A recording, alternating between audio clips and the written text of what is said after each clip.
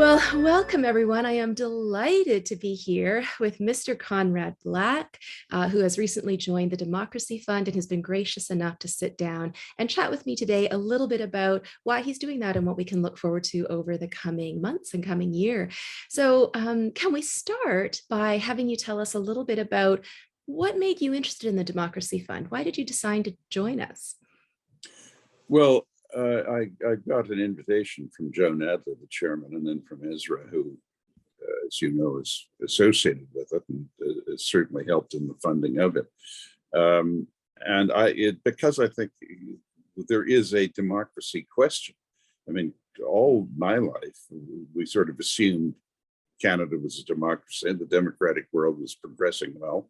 And, we were the future. And I still think that is generally true, but there is a considerable and growing level of concern, which to some extent I must say I share, that inadvertently, perhaps in many cases, democracy is being encroached upon with good intentions, but in a way that is worrisome. I mean, there is too much arbitrary state authority in democratic countries, including this one. And there is too uncontrolled and unquestioned a growth of arbitrary powers in people administering the laws and regulations. And also there is it seems to me, and I imagine many of your viewers would feel this, a growing sense of intolerance. I mean, I guess all of us idealize the past in a way that is unrealistic. It's, I guess, a manifestation of the fact that we tend to remember what is best and happily allow what was not so good to fade in our memories. But I'm not suggesting that this is not in some ways the best era the world has ever had. In some ways it is.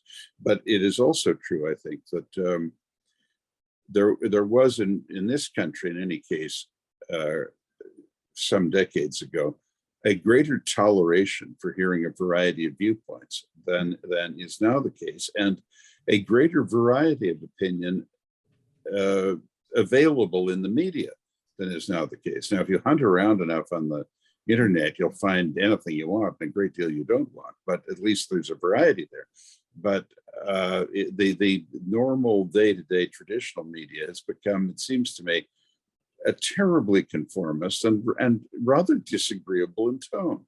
It's a kind of authoritarian soft left. It's like these slightly exaggerated descriptions of the dangers of Davos man, as if the World Economic Forum, which I attended for 20 years, is trying to turn us into cookie cutter people, which is unfair, but it is possible if you went to it, as long as I get that impression.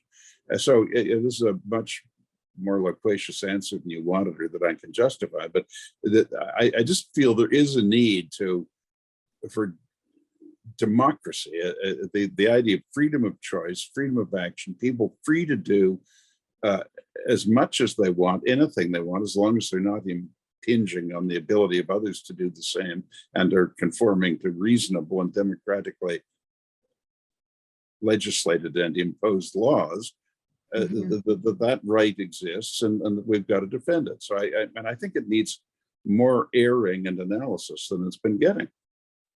Well, there's so much in general, there's a philosophical congestion that we want to deal with. Well, that's a lovely turn of phrase in and of itself, a philosophical congestion. As a philosopher, I'm very sensitive to that and curious about that. I think there's so much in what you've just said over the last few minutes. And I think you as a historian and many other things, and me as a philosopher, will have a lot of material to work over in the next little bit. But even the thing you started with, this idea that there's a democracy question, many take that for granted and assume that there is not, right? On the other side, that, well, either we know exactly what democracy is or it's not relevant anymore. But some themes in what you're saying are so interesting. This idea that we have been democratic or thought of ourselves as democratic. And then there's this idea of power, this increasing encroachment into democracy, whatever that is. And then there's this idea of uniformity of thought in media and individual thought, being afraid afraid to speak out, and this idea of tolerance or intolerance. And those are all connected in such interesting ways. Do you think that, I mean, just to get into that a little bit, do you think that power or the overreach of power is fundamentally antithetical to democracy? Is it impossible to have both? No, no, it is not. And I would say that the greatest defenders democracy has had, the very greatest leaders democracy has had in modern history, I'd say, we're putting this in chronological order: Abraham Lincoln, Winston Churchill, and Franklin D. Roosevelt all had to defend democracy in wars and in times of extreme tension, when it really semi-dictatorial powers accrued to them.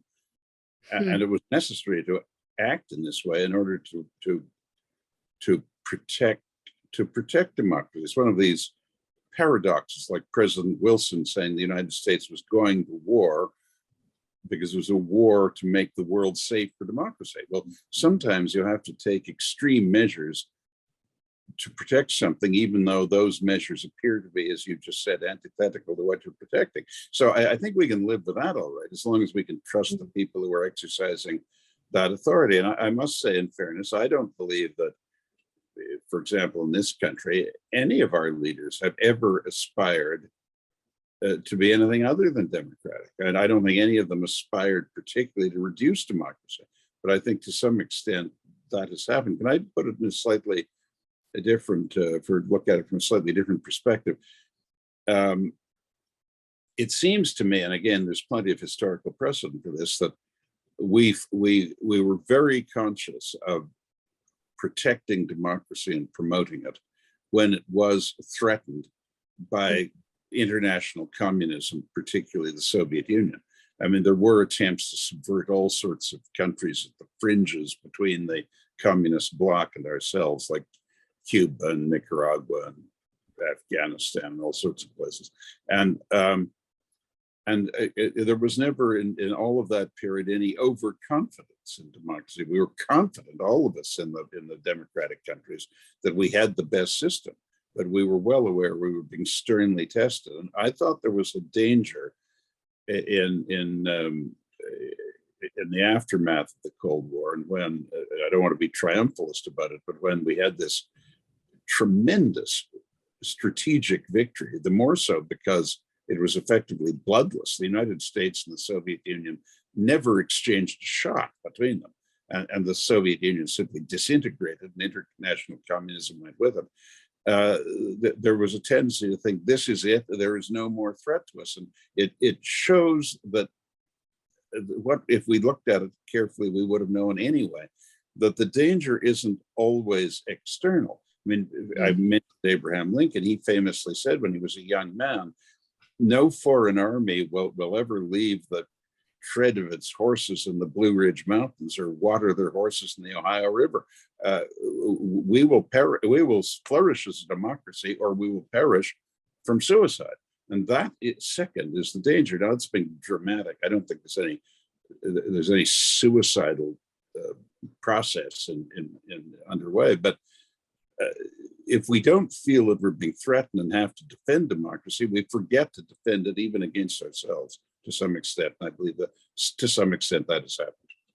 It's very interesting that, the examples that you go to, and this is very true for me as well, when we're thinking of real, defenders, champions of freedom, of liberty, it's often American or British examples, right? So Churchill, Roosevelt, Lincoln. Well, they're the premier countries in that field. The French. Indeed.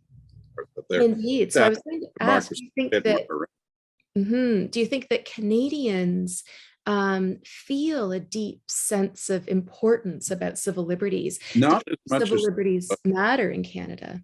As you know, or I imagine you do, I wrote a history of Canada a few years ago, and the principal point I wanted to make was how distinguished the history of this country is. I mean, very few Canadians, in my opinion, have a remotely adequate sense of what a distinguished history we have. I don't mean that in a chauvinistic way, making an invidious comparison with any other country. And of course, Canada has not had and no sane person would be under any illusions about this, it has not had the influence on the world that the British and Americans have had. But we haven't been around as long. We don't have as many people. But our record is in, I mean, this is not altogether a fair thing to say, but it is true, is a less blemished one than theirs.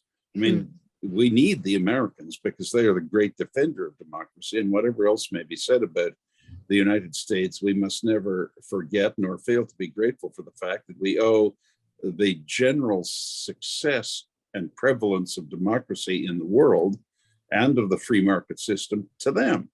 And now, when they devised in the Cold War this formula that it was the free world against the godless totalitarian communists, never mind that the free world included all the juntas in South America and General Franco and other dictatorships, and the Turkish generals when they ruled, and Salazar in Portugal, and the Shah of Iran, and the House of Saud. So it didn't matter.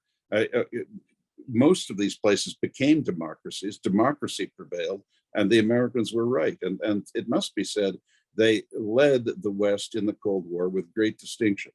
Vietnam, really almost the only strategic error they made. And they were not defeated, their allies were, and the Americans won the peace. But the fact is, Canada has never been in an unjust war. It never sought anything for itself in any war, and it has never resorted to the undemocratic processes that have been evident at times in the United States, mainly because of slavery and the legacy of slavery, and at times in Great Britain also. I mean, the British record in Ireland, for example, is not altogether creditable, as the Irish, most of them would be happy to tell you. And Canada has nothing like that. We have a 400-year history, and despite the current fad of castigating ourselves for the treatment of the native people, we have a good record. We've been relatively free of hypocrisy, not humbug. Canadians have plenty of that, and they've plenty of pompous, aerated nonsense. All countries have a mythos, and they can become quite tiresome when they expound on it. I mean, we're all familiar with this bunk that Canada's a more caring and sharing place and so on. That's essentially nonsense. But it is a good country with an admirable history, and it hasn't been like falling off a log to make a country out of what is essentially a strip 200 miles deep and 3,000 miles wide. I mean, 95% of Canadians live within 200 miles of the US border, but we made quite a distinguished, successful country out of it. I wonder sometimes what the implication is of that. I do detect a kind of resistance or a queasiness to thinking too much about or talking too much about civil liberties in Canada. And I wonder sometimes how much of that has to do with the fact that we want to distinguish ourselves from the Americans, that we have this inclination to say, well, freedom, that's an American value. If it's an American value and we don't want to be American, then we can't focus on freedom too much.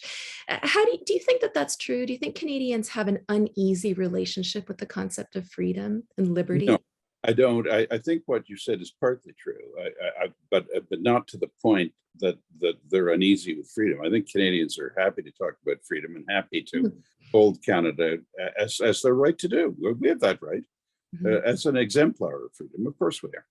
And we shouldn't, again, get too self-righteous about it. I mean, insofar as a distinction can be made between Canada and the US in Canada's favor by that criterion of the exercise of freedom, it has to do with the legacy of slavery. And the reason we didn't have, I mean, when slavery was abolished in the British Empire, I think there was something like 30 slaves in all of Canada.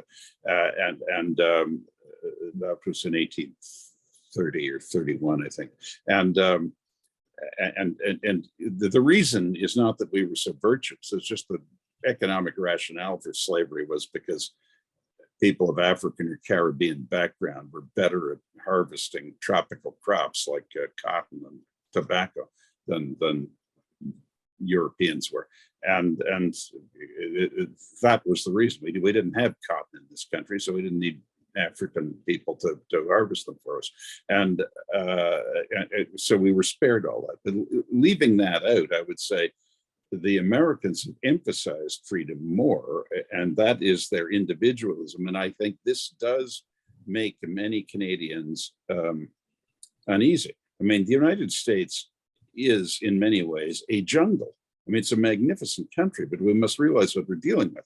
It is a place where the ethos is that anyone can succeed by hard work, anyone can achieve anything, including the leadership of the country. And indeed, most people who have been president of the United States are from very modest backgrounds, and including the current president. And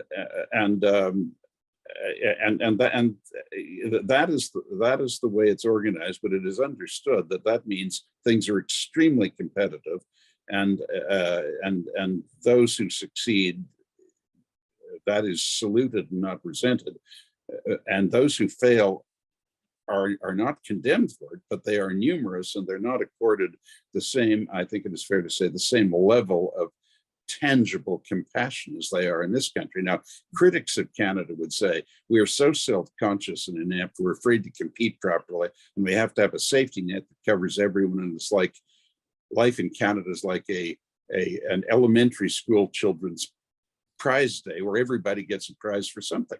And there is a bit of truth to that too. These are caricatures, but there's some truth. So I think it's a matter more of emphasis. I mean, we have the good fortune, as we have to consider it to be next to the US. I mean, consider that and compare it to the status of Poland, for example, between Germany and Russia, with the result that from time to time, Poland disappeared completely as an independent country, and indeed for most of its history in the last several hundred years. But being next to the most powerful and not militarily, but propagandistically assertive country in the world has made Canadians self-conscious, and we would be superhuman if we were otherwise. We're a good country, but we're not a superhuman country. So we naturally have that self-consciousness about the US, but I don't think we're responding to it properly. We nitpick at the Americans, cavil at the Americans, instead of doing something distinctive here, which we could do, which could be objectively a better society than the United States. Not a greater or more important one, but a better one. What moment would you say in Canadian history, if there is a moment, that has impacted Canadian civil liberties the most? That is a puzzling question. Well, let me see here. I in some ways, I think the imposition of conscription in 1917, the Prime Minister, Robert Borden, the Conservative leader, invited those members of the Liberal Party, which was led by Wilfrid Laurier, and invited them, those members who believed we should impose conscription to make a greater contribution to World War I, to join him in a coalition. This was done, and the coalition won the election. And Laurier had told Borden that if he simply used his parliamentary majority to impose conscription, French Canadians would see it as the English Canadians using the fact that they had more people in this country than the French did to impose what they wanted on the French. And in effect, Quebec would just be waiting for the opportunity to secede from the country, that he, Laurier, would lose the leadership of French Canadians. Henri Bourassa would take it, and the French would be out eventually. They said, if you hold an election or even a referendum, you'll win it, but at least I think there'll be enough of due process that I can sell the whole thing to my compatriots, French-speaking ones. And that is what happened. And he said to his associates, including Mackenzie King and Ernest Lapointe, he'll win this election, but the Conservatives will not win an election in Quebec again for a very long time, which was true. It took until Mulroney. I mean, technically in 1958 they did, but that was the intervention of the provincial premier, Maurice Duplessis, because he wanted to settle old scores with the federal Liberals. But that created this problem of a kind of Quebec bloc and a Quebec reticence about whether they really were Canadians. And it also inadvertently fed this this view that is not really an Anglo-Saxon view, but it's popular in other places, that it starts from the premise collective rights take precedence over individual rights. And obviously, up to a point, that's true. I mean, the national interest ultimately has to prevail over any individual interest, but it is also a matrix for the curtailment and reduction and abuse of individual liberty.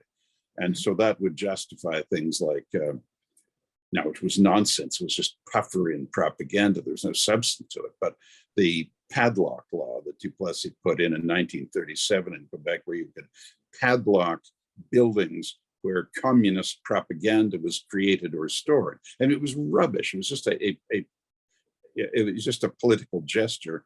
A couple of buildings were closed. Nobody was arrested. A few cartons of communist pamphlets were taken away. That was the whole thing. Although the opponents pretended it was some mighty act of repression reminiscent of what the Nazis were doing, or Stalin or something. But the point is, once you get into that business that the collective interest takes precedence over the individual interest, you're going to have every group that can identify itself as an aggrieved community of something, whether it's linguistic, cultural, economic, or whatever it is, it gets into this sort of thing. And we've had a lot of that in Canada recently. We have this identity politics where every conceivable group of aggrieved people is pandered to. And it's as if it was a cake, and we're just carving out pieces for everybody. And if you go on with that long enough, there's no cake left. And that's a bit the problem we've got, I think. You know, as a philosopher, I always like to be very careful with terms and concepts. And so I want to ask you what you think a civil liberty is, because I think that terms like that are thrown around a lot these days. Even what you were mentioning, you know, this idea of a collective interest. Well, part of the COVID narrative has been that, you know, individuals should very clearly and efficiently dispense with their interest for the sake of the collective interest. Well, figuring out what that is, what the group is a whole issue, right? So what do you think a civil liberty is? You know, not what examples of it are, but what is it at its base? What is its nature? And if we can understand that a bit better, then why is it important? Well, it's freedom of speech. That's two questions, really. Yeah, no, it's freedom of expression. But, you know, we're getting into hedges on that about, you know, incitements to racial hatred and that sort of business. I mean, it's terribly distasteful when it happens, but people should be allowed quite a broad latitude to say what they want. And if some of it is offensive remarks about another group, religious or ethnic or political or whatever it is, I mean, I think we have to be growing up and live with that to a greater degree than we're now doing. And I mean, I'm not an apologist for it. I don't engage in it myself, but I think we have to be careful about curtailing that for the reason that you implied, that if you start saying, yes, of course, civil liberty, except you can't do this, this, and this, I mean, you're going to end up with a pretty thin and puny description of what the liberty applies to.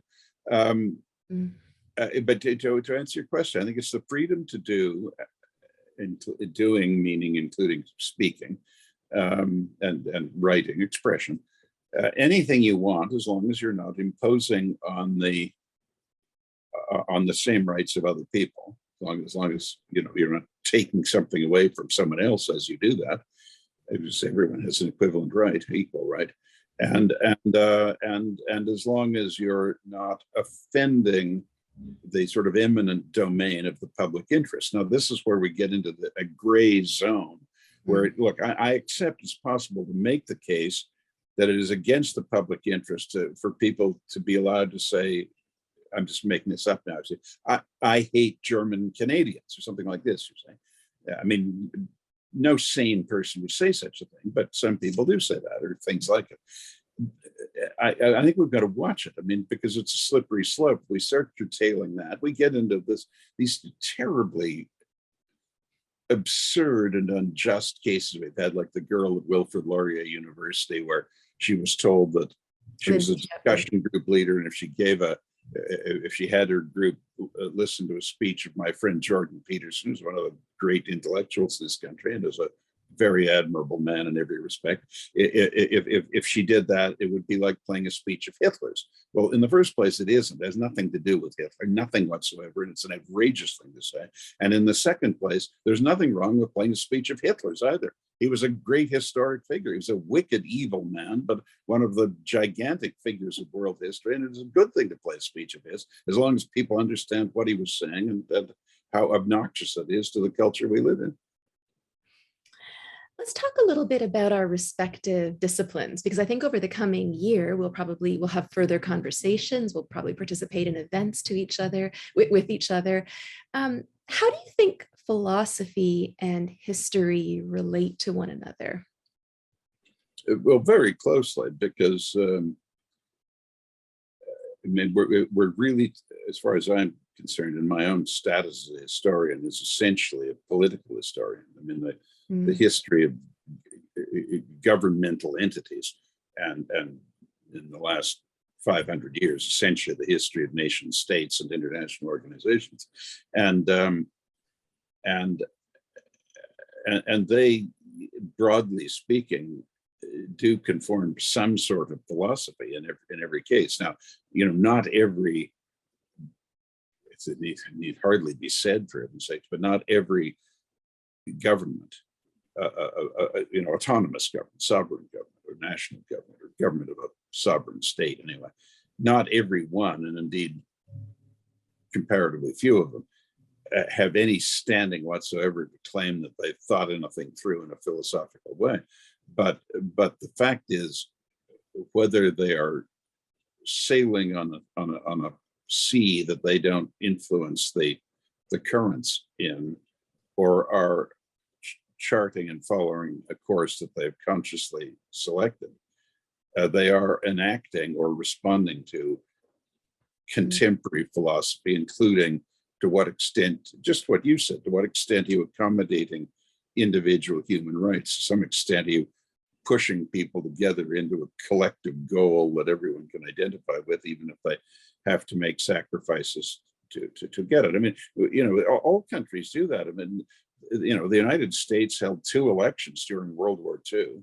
It didn't cease to be a democracy. People could say what they wanted, although in practice, if they made pro-Japanese or I mean, not as an ethnic group, but in terms of the war, statements favorable to the nation's declared enemies with which it was at war, there could have been problems, but everyone sacrificed. When the taxes went up, and for one, there was no tax cheating. People happily paid 90% rates of income tax because it was to win the war. As a young person, I remember when President Eisenhower was asked at a press conference about his defense budget, which was a big share of the budget of those days. He said, look, in the Cold War, the cost of victory is high, but the cost of defeat is everything. And if you can say that believably to a country, they will make sacrifices for it. But they do it voluntarily for a greater cause. But to get back to your point, yes, I think we're talking up to a point about the same things. So, you as a philosopher, I mean, you know, ethics is part of philosophy, but the rest is rest of philosophy is high. I mean, it's not for me to tell you your occupation, but in general is in other areas. I mean, it's sort of the study of knowledge and the development of knowledge. Well, it's the first part that I think is very much tied up in how societies work, how they're governed, and what countries do. Very interesting, because in philosophy, we have both history of philosophy, and I specialize in Aristotle and ancient philosophy. So there we're interested in, well, what did this particular historical philosopher, tutor of Alexander the Great, who was exactly political figure of the time. But we also have the philosophy of history. And so there, I think there's some very interesting questions about not just, well, what happened, but why did that happen? And why did that happen at that particular moment in history? And how do we understand history? Is it the coverage of an era? Is it the compilation of a group of people? Is it punctuated by time? How do we understand time? I mean, there are all kinds of, I think, very interesting philosophical questions about the nature of history and historical investigation itself. So it will Yeah. be the limitations, the myopia of hindsight. And you mentioned much earlier that we always have this tendency to put the rose-colored glasses on when we look at the past, right? We have a tendency to glorify the past and forget some of the challenges, or to forget. I mean, you've been talking about the world wars quite a bit, and we have a tendency to forget, I think, that in those moments before the war, before the conclusion was determined, people didn't know how it was going to turn out. They endured, right, incredible hardship and financial sacrifice and separation from loved ones and uncertainty and malnutrition and Terrible destruction, and millions of people dying. absolutely. And they didn't know that that there would be a resolution. They didn't know the 50s was going to come afterwards, where and it's interesting to me hearing you talk about war, because I feel a little bit like we're in a war right now, although I'm not exactly sure who the enemy is. In the past, I think it seems like it's been more clearly defined, although maybe that's just those rose-colored glasses coming on again. But if you think about what we're going through now, what do you see? What do you envision coming over the next year or so for Canadians? Do you think things will get markedly better? Do you think they will get worse? Do you think they will just change somehow? I think Canada's competitive status in the world is slipping. Hmm. And now this is a long way from philosophy. Now we're getting down to straight economics and political realities. Mm-hmm. Because we have a government that purports to believe we're in a post-national era, and whatever that is. Well, to be fair to them, I think it means that we should de-emphasize the extent to which we're pursuing a national interest and trying to coordinate a sort of general human interest with everybody. I mean, it's well intentioned. I think there are some real problems with it, and also with the way they're trying to implement it. But I think their intentions are good, and but the consequence of it is that they, in de-emphasizing the national interest, they're pursuing economic policies that are not competitive for people to invest in. So we have Canadian, money generated by profitable enterprise in this country leaving the country, and this country not attracting as much investment from outside as the amount of investment Canadians are putting elsewhere, because they think other places are better places to invest in Canada. So that if you examine it profoundly enough, it has its roots in what we might, without being pretentious about it, describes a philosophical state of affairs, and we will pay for that, because you always do eventually pay for things like that. And I mean, if you're losing money, eventually you go bankrupt one way or another. And I think what we will have probably in the next election is a clear choice between a moderate left of center government, by which I mean moderately emphasizing the collective and the globalist, and a moderate conservative government, which I mean is just the opposite. I mean, re-emphasizing the national interest, but without being jingoistic or xenophobic about it, you're saying. So, but I think it'll be a clear choice. But like any bifurcation, I mean, when a road, comes to a division between two roads, I mean, at the start, the roads are right beside each other, but eventually they part quite widely. And I think we're coming up to that kind of a choice. And we haven't had that for some while. There's a lot of responsibility in that, isn't there? We often think of ourselves as being entitled, and what rights do we have? What freedoms do we have? But we also, in virtue of our citizenship, have responsibilities, not just to other people, not just to our country, but to think through these things and to spend time working on these issues in our mind. And of course, we get into the topic of education and how we form citizens to learn how to do those things and be good critical thinkers. And we can talk about that another time. But let me ask you one last question, a little bit of a different question. I'm sure many people will be very interested that you've joined the Democracy Fund, and they know the things about you that are available in the public sphere, and you've had this very public life. What's something that you could share with people that might not be so well known, that you, just to give us a little insight into who you are as a person and what makes you tick? I'm always a bit ill at ease answering questions like that. Me too. So it doesn't seem fair that I should ask one. I find it hard to believe that anyone would really be interested in the answer. If I had, Well, then their pressure's off. It doesn't matter what you say.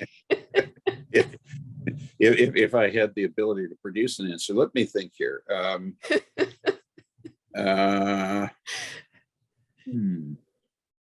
Now, let's make. Are you asking me for an experience that I've had that was quite formative, or Sure. are you asking me for some line of thinking that I have adopted? Sure. Or what do you do with your spare time? What do you really enjoy doing? What really Well, gives look, you sort of joy in life? I'm afraid, reveal myself in my true colors. A terrible dullard here, and not someone that any of your viewers would want to have dinner with or anything. But I read or I write.